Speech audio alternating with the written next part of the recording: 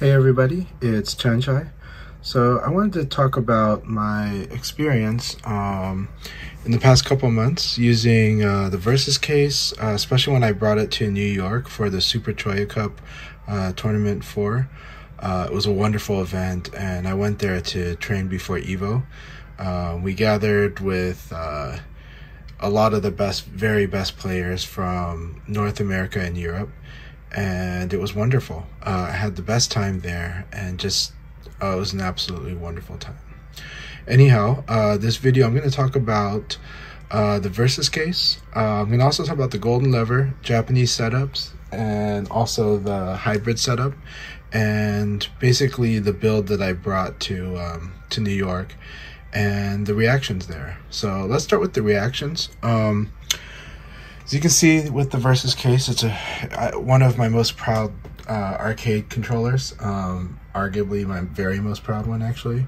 It's the first one I've totally put together part by part, and this is mostly still the same build as how I built it, and with Crown 202 buttons, you can see, with silver rims and gold for the functional buttons, and then white plungers on gold rims for the action buttons. Most of the time I use golden lever on this, but I've put a few different levers on the Versus case. It's an amazing case. And so when I brought it to New York, man, everybody was really asking me about it. Like, so many people stopped me to ask me about this arcade controller. They said it was the most beautiful fight stick they'd seen. They're wondering how much it costs, and anytime I did talk about the price of it, almost everybody just felt like it was worth the price. Now maybe they just wouldn't tell me otherwise, but honestly I can see from the expressions they felt, man, yeah, that's expensive, but that is, like, I can see why you bought it, and at the same time, like, it definitely is worth it. Like, the most consistent comment was it was the most beautiful stick a lot of people had ever seen. So I'm really proud of it. I think everyone loves all the different angles of it, and they liked that basically it's not just a typical box, but they also love the build, right? How I put it together and the color choices, and they just absolutely love the white gold theme. So white gold theme is a huge one. Now, I know a lot of people online absolutely love black silver, and especially black gold, and I do love those a lot, but there's something about the white gold that's very it's not just iconic with golden lever, but it's just, for me, as descendants of Southeast Asians, there's something that I feel in those colors too. Maybe because of the military and stuff like that for those countries, but there's just something I really feel with the white gold. It resonates, especially the logo. Versus logo resonates with me in some interesting way that just, yeah, it's hard to explain, but I love it. And so, yeah, absolutely was very proud bringing this case, and it played great. People loved how quiet the Crown 202 buttons are, and I do too. I love how they still are quiet in a good way for competition, but at the same time still preserve the hard feel like a Sanwa button has. I love that classic hard feel, and a lot of buttons will not preserve that feel if they're going for silent. So yeah, it was great. Now, about the build, in New York, I was using a build very similar to this. It was a modified Japanese golden lever build, but I had increased the tension on it by changing the grommet to the green grommet. Actually, I used the green dual tension grommet, and it worked fantastic. And I also used, now normally the Japanese build is like this, and comes with a ball top, and yeah. But I was using the bean top at the end of the day, and I also made a Versus case adjustment. So on the Versus case, we can adjust the angle that the mounted lever is at by rotating the mounting plate, and we do that with the iris system. Now this top one, these are for the iris WASD. These are not for the iris for levers. It's underneath that we see for levers. And what you can do is when you adjust it properly, you can adjust it by rotating it. And actually that came in handy. It really increased my performance in New York. So what happened was, we were playing competitively on Saturday, so I wanted things to go really well on Saturday. But Friday night I was playing, and I was feeling, I don't usually play on my lap. I usually play on the desk like here. And while playing on my lap, the angle was really good, but I felt maybe if I tweaked it a little, it'd be better. Instead of manually rotating the arcade lever all the time, the stick, I would just rotate the lever, and I did, tiny bit, and I tested it out. And it was great, and my execution problems were pretty much solved for the whole weekend. So now a little bit goes a long way when you adjust the iris, but it really did matter. Execution was way better on Saturday than it was Friday. You know, and I'll always adjust on the fly if I have to rotate the stick and whatnot, but I didn't have to do it at all on Saturday. So, you know, I've had this arcade controller case for a long time, for a year now, and love it, and play it a lot when I'm playing my online sessions. But I really meant for this thing to come with me to competitions, and it served so well in New York. So yeah, not only was it gorgeous to look at and people were proud of it, or people were really cheering it and asking me where they could buy one, but it was just, it is like pretty much the best arcade controller that I've used for a competition, because you're able to tune it so easily. Popping this thing open like is the best feeling. Once people have a Versus case or have used it, they understand what I mean by that. It's a big thing that people do talk about when I talk to new Versus case owners, is they realize just how pleasant it is to pop off the top and remove the bottom panel and then snap it back in place just like that, you know, without any effort really. So let's do a quick review. So here we have a bean top, okay? And Golden Lever has, this is a newer type of handle. The bean top sold separately. However, they also have a cap top. And the cap top comes with the hybrid setup, and I'll talk about that later. But the cap top doesn't sit exactly the same as this. It sits just slightly lower, but you can put up to 2 of these washers on top of the shaft to raise this. And by default on the hybrid lever, it's got one washer that allows this thing to sit a little higher. And the height is, once you put a cap top on, the height's more like a Nobi. Whereas the bean top sits lower, and I like that lower. The bean top is meant to be like this extended ball top, right? And so if I remove this ball top and put it next to this, you can kind of see the comparison between a bean top and a ball top. So right now we're talking about the tops. I am a huge fan of ball top, and you know, I'm so used to it. I've been using ball top for over 20 years, and of course anyone in Japan has been using it from the beginning, or like for their whole arcade career. But ball top is a classic for Japan, while bat top is classic for Americans and for Koreans. So here's the ball top, and you can kind of see how they are next to each other, right? And you can see how much taller the bean top is.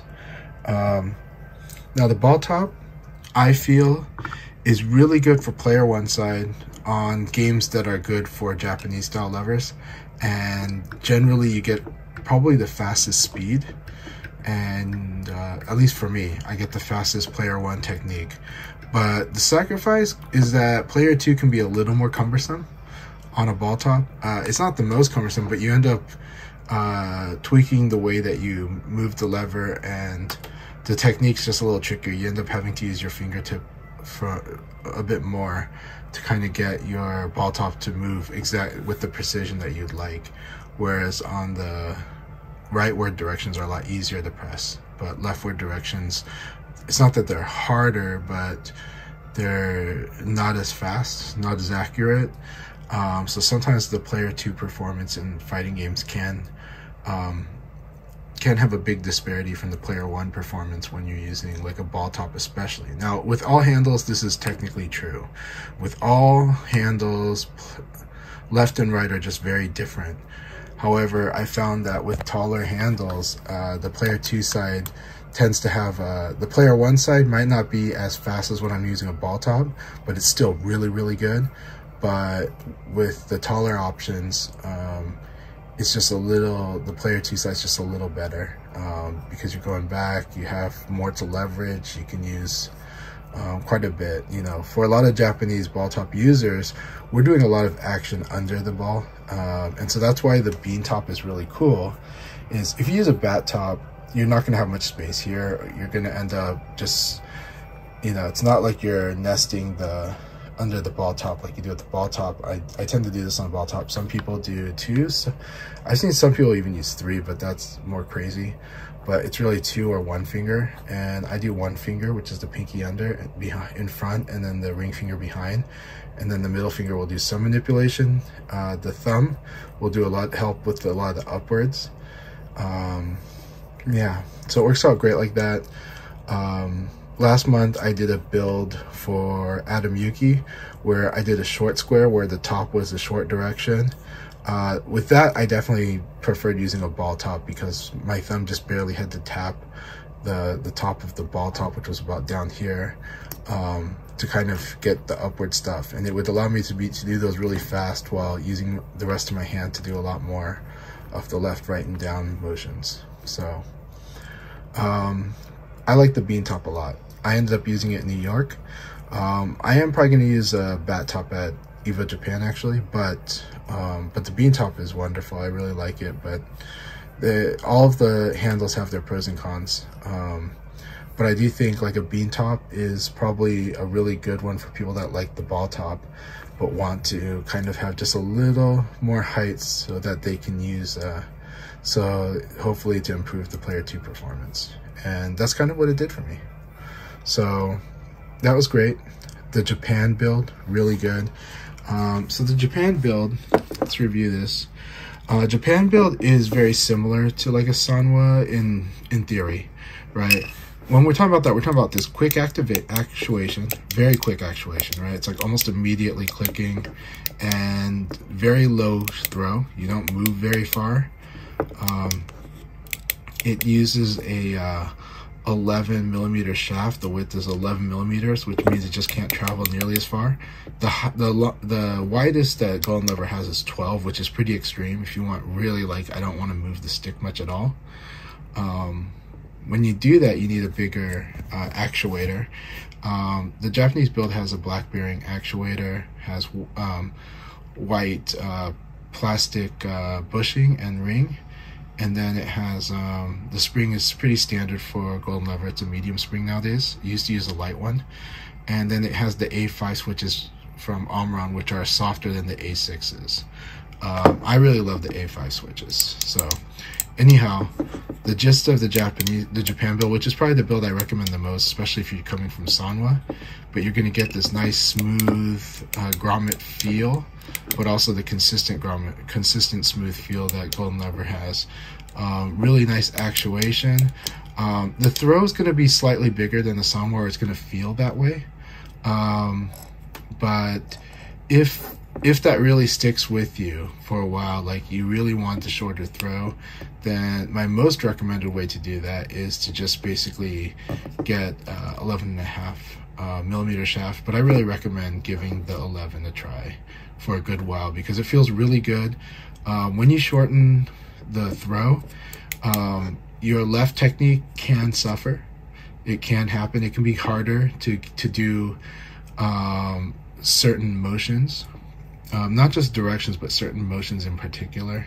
You know, like in Virtua Fighter, we do a crouch dash, which is we either go 3-5-3, like down right, neutral, down right, or southeast, neutral, southeast, or we do southeast, south, southeast, right?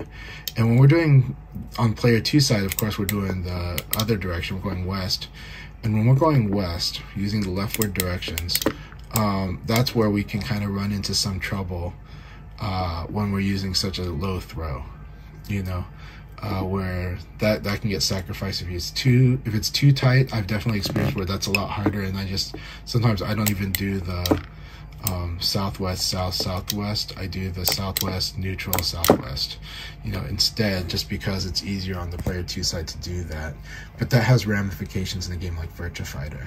So the default Japan throw is really good. I really recommend getting used to that, because you're gonna really feel how nice those the tension is, the smooth tension, and you're gonna feel how but you're still going to get the immediate actuation. It's going to be clicking switches right away. You're just not moving that much farther, but you're moving a bit further, so it's just a slightly wider throw in my feel compared to a Sanwa, and Japan build is my most recommended. Now the other build we've got from Golden Ever is the hybrid build, and the hybrid build, by the way, the Japan build uses a square collar, so you're definitely going to feel the diagonals. The hybrid uses a squircle collar, and it uses a higher tension, and then it uses a cap top, right? And for example, like if we put the washer on top, then we screw this is just to simulate the look of a hybrid build. So simulating the look of a hybrid handle or hybrid build, you're gonna have basically like this. So it's much taller, right, than the ball top. This is something like Nobi Plus, right? It's wider, it's taller, but it's light. It might even be lighter than the Nobi, because the Nobi handles are a little heavier. But the feeling that you get is on the squircle, and you're gonna roll through your motions a little more. It's gonna be it's like a square but rounded, and so you don't really feel sharp corners. You don't lock into corners, but you do slide through them, and you do feel the corners for sure. Like, I know this is the corner, but it's good for like circular motions and square. So it's a nice hybrid of both. Personally, for me, I'm happy using square or squircle. It doesn't affect me as much because I'm mostly trying to feel the micro switches. Yeah, and so the hybrid build, what do I think? The hybrid build also has a longer throw, not as much as the Korean. The Korean build uses 9mm shaft, but the hybrid build uses about a 10mm. And on the 10mm, you're going to feel more throw than on the Japan build, but it is a nice compromise between what a Tekken player would like in their long throw, and Japan player likes being a tighter throw. It's something in between, and it works for a lot of different games. Like, the hybrid build was meant to be played with a variety of games, whether they were shmups, which I think it's actually probably was mostly designed for shmups. 3D fighters, really good at them, both Tekken and Virtua Fighter. And then also, 2D fighters as well. You can roll through the motions pretty well. It's just meant to work with everything and then help you better tune towards where you'd want to go, but also kind of a newer experience with the capsule top. The cap top makes a big difference, as you can see. There's a big difference between these two. And the higher tension feels really good. So I do like the hybrid build, but my personal preferences, and it's all about preferences, is the Japan build. But that's also because I mostly play Virtua Fighter, and I would say for Virtua Fighter, definitely, tighter, easier directions, like, are your friends, but you also want enough to make sure that your player 2 technique is comfortable, and that's kind of really the constraint. Virtua Fighter is not as demanding in inputs like Tekken is, but it is heavy on them. You're going to a direction in neutral a lot in Virtua Fighter. In Tekken, you're going through a whole different range of motions depending on the character you play. The timings are very strict, And so wider throws provide you some ways to kind of manage the timing of your inputs, of your direction changes. And so, you know, if you're playing Tekken, if Tekken was like your main fighting game, but you want a stick that's going to work with a lot of different setups, the hybrid is definitely an option. The Korean is if you're a Tekken diehard. The Korean has been pretty proven as a really good setup for Tekken itself. But if you're playing a bunch of different games, and you just want like an all-rounder, the hybrid was designed for that purpose. And again, then if you're playing Virtua Fighter, the Japan setup is definitely where to start. So yeah, I had a wonderful time in New York last month. I would like everyone to know that I just, you know, was really proud carrying the VS1R around, and it did wonderful work for me. The performance was absolutely wonderful.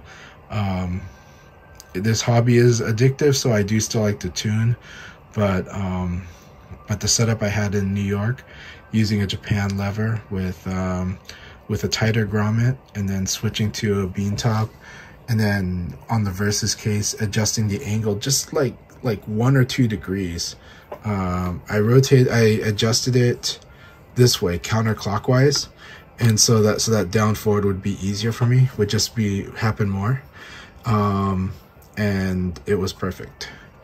Of course, I can fine tune it further on the lever by adjusting the micro switches, but I talked about that in a different video when I talked about the builds for Atom, and I covered the Japan lever in detail. But yeah, Versus case was amazing. Thanks everybody for watching, and I hope this helps you, or at least I hope you enjoy hearing about my experience with the Versus case, and especially my setup bringing it to New York. It was great. Cheers.